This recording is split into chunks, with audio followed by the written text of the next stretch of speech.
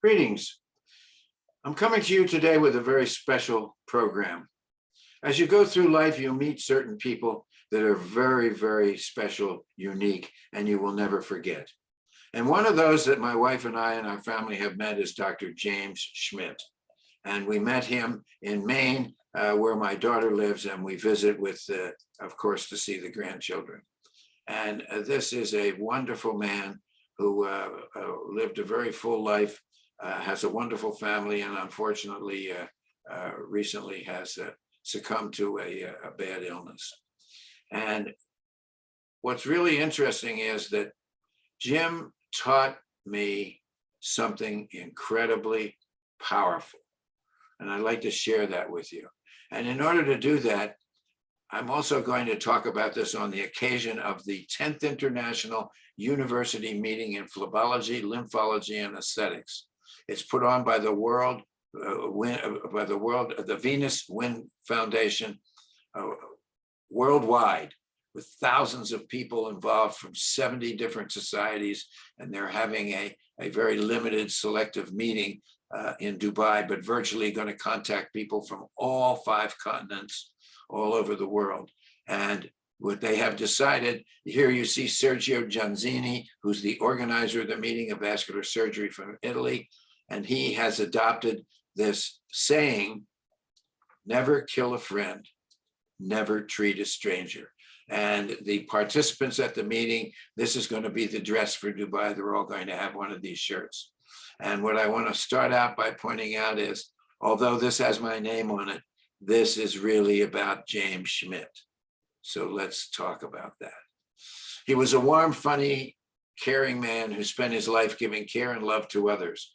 He adored his family. He even had magic tattooed on his arm to celebrate his 5 grandchildren, Mary, Anna, Jared, Ella, and Chris. Sadly, he left this life on October 5th, 2021. Now, Dr. James Schmidt was a graduate of Tufts University and the University of Pennsylvania Dental School. He served with the 31st Naval Construction Regiment in Port Huron as a Navy CB, chief of the dental clinic at Toga VA Hospital for over 30 years.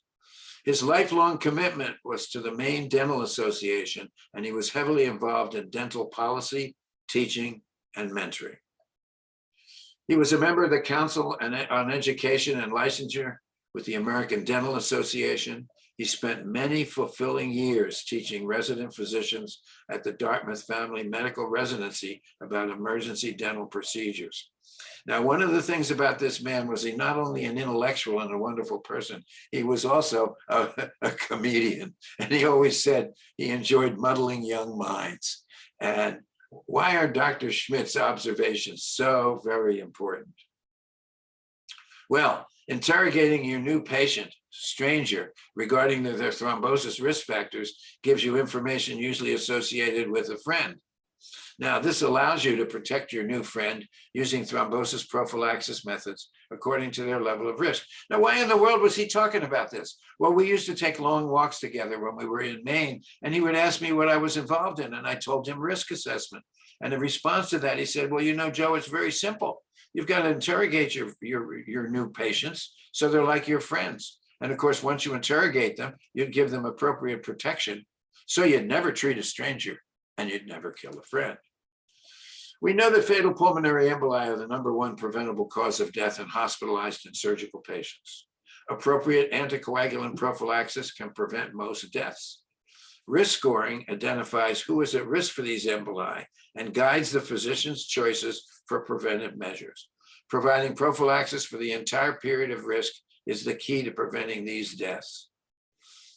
Every patient needs to be individually assessed. We're all individuals. And one of the ways is this is Caprini score, which I would say, although it has my name on it, it was born out of my being at the right place at the right time and interacting with many brilliant nurses, doctors, and PhDs that helped all put this together.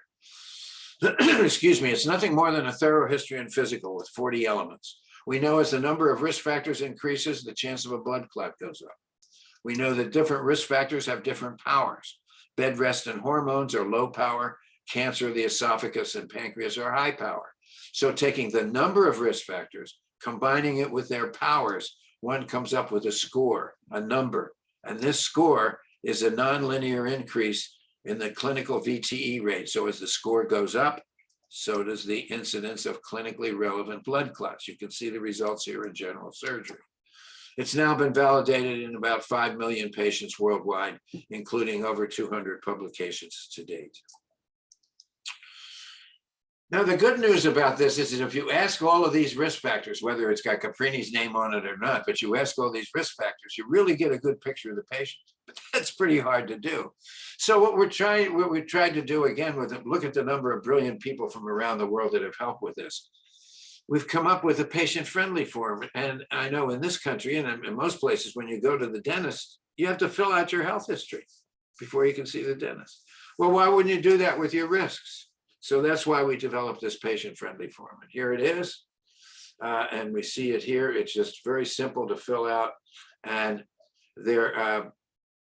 it's very important to capture all 40 elements in the score using this patient-friendly version. And individuals should huddle with their loved ones to complete their score, thoroughly evaluating the risk factors. Then you can give it to your family physician, and there would be a number in your chart so that if something happens to you and you get sick, people would know already what your baseline risk is. Sometimes you have injuries, sometimes you have a stroke, coronavirus with a very serious illness, and everybody's rushing around trying to save your life. That's very important. It's also important during the hospitalization to rescore the patient. So given with the importance of all of these things, I hope that one understands that we can't treat all individuals the same. We can never treat all individuals the same regarding risk assessment.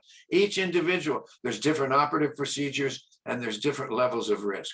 So taking those and putting them together, we must perform a thorough history and physical to give you knowledge about your patients as if they were a good friend. And of course, you would never kill a friend because you'd know enough about them, and you would never treat a stranger. So thank you, Jim Schmidt, for your incredible insight, despite the fact that you've left this earth far too soon. Your imprint, your legend will live forever all over the world and save millions of patients. So thank you very much again. God bless. Everyone have a great day, and please visit my social media sites. Thank you very much.